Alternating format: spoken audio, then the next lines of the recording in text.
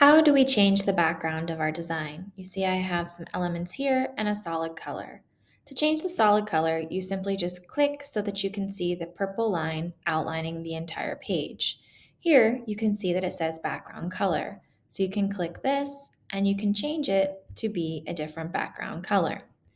If you want to get rid of the elements on here, you can just simply delete them, or you can move them around if you want to. I'm going to delete them for now.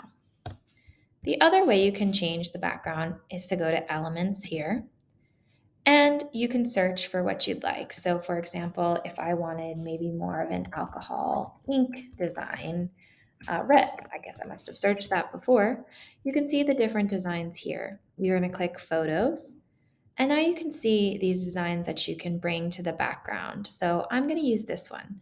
So what I'm going to do is just click on this, and then I'm just going to drag it to the design and then let it go.